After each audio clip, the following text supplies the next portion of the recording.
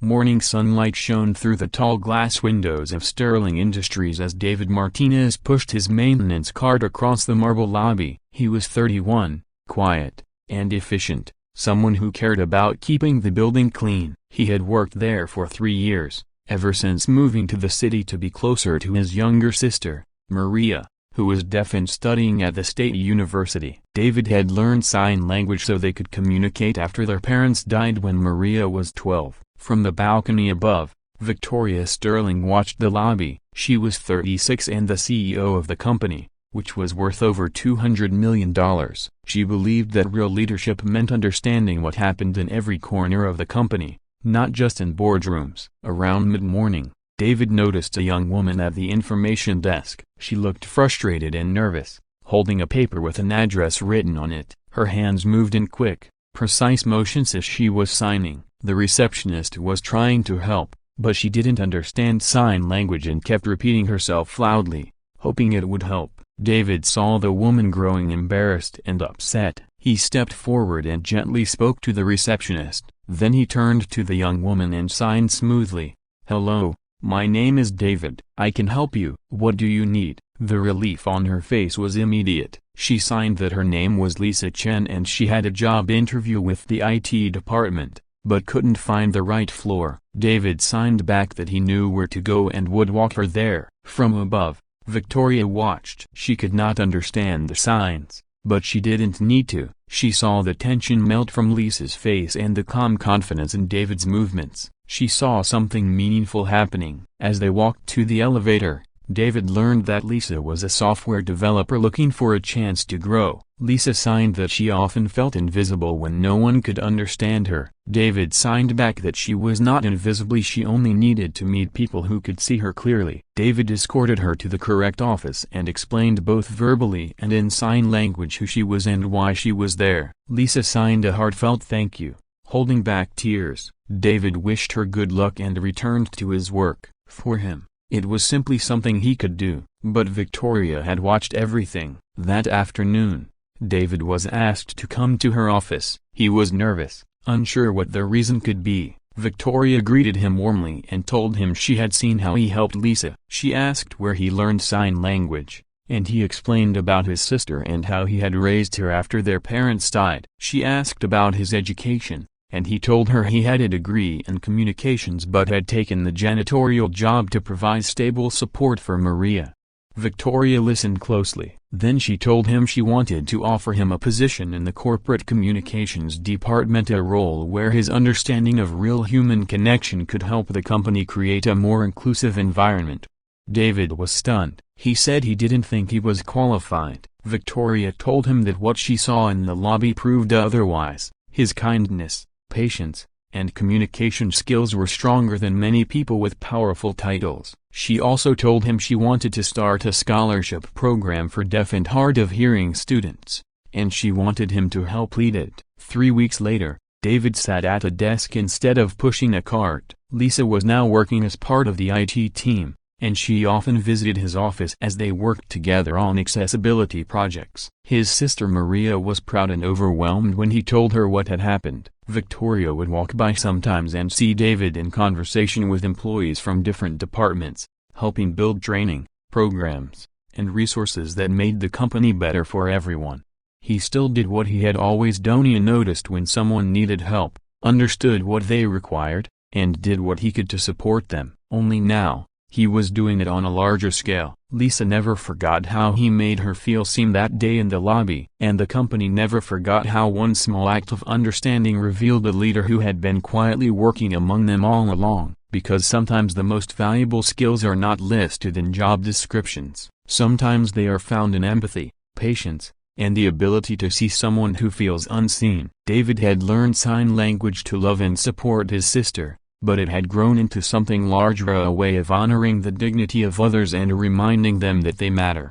Months passed, and David settled into his new role with quiet dedication. He worked closely with departments across the company, teaching basic sign language phrases, creating accessibility guides, and helping build new hiring practices that welcomed applicants who were often overlooked. People liked him because he didn't talk down to anyone. He listened. He noticed things others ignored. Lisa became one of the most talented developers in her unit, and whenever the company discussed new software designs, she and David pushed for accessibility features from the beginning and not added as an afterthought. Slowly, people started thinking differently. Meetings included sign interpreters. Emails were written more clearly. Presentations considered people with different abilities and communication styles. One afternoon, David walked into the break room and found Victoria making coffee. She was usually composed, sharp, always in control, but today she looked tired. "Hard day?" he asked gently. She let out a quiet laugh. "Board meeting. They want to expand faster than our infrastructure can't support. They don't always listen when I say stability matters." David leaned back against the counter. "They see numbers. You see people. Those things don't always agree." Victoria studied him for a moment. "You always say things in a way that makes everything feel clearer." "It's just observation," David replied. "Sometimes you just need someone outside the storm to describe what it looks like." There was a softness in Victoria's expression that hadn't been there before. Not romantic, not dramatic, and just the quiet recognition that she wasn't alone in caring about things that couldn't be measured on a spreadsheet. A few weeks later, something happened that brought all of these efforts into focus. The company announced its first Accessibility and Inclusion Summit. Their goal was to show other organizations what a workplace could be when everyone was valued and understood. David and Lisa were the keynote organizers. They worked long evenings preparing demonstrations, guest speakers, and interactive sessions. The night before the event, David found Lisa sitting on the rooftop terrace, looking nervous. "You okay?" he sighed. She shook her head. "I'm scared. What if the summit fails? What if no one takes accessibility seriously? What if everything we've worked for is dismissed?" David sat beside her. The city lights reflected in the glass railing, and the wind brushed strands of hair across her face. "You felt invisible when you walked into this building the first time," he sighed. "And now your work is being presented to hundreds of people. That is not failure. That is impact." Lisa looked at him, her eyes glassy. Then she signed slowly, deliberately, as if weighing every movement. "Thank you for seeing me." Still, the next morning, the summit began. Executives, engineers, educators, and accessibility advocates filled the auditorium. Some were skeptical, some were curious, some had already lived these challenges themselves. Victoria opened the event, but it was David who spoke first. He didn't give a polished executive speech. He told a simple story. He spoke about his sister, about learning to listen without sound,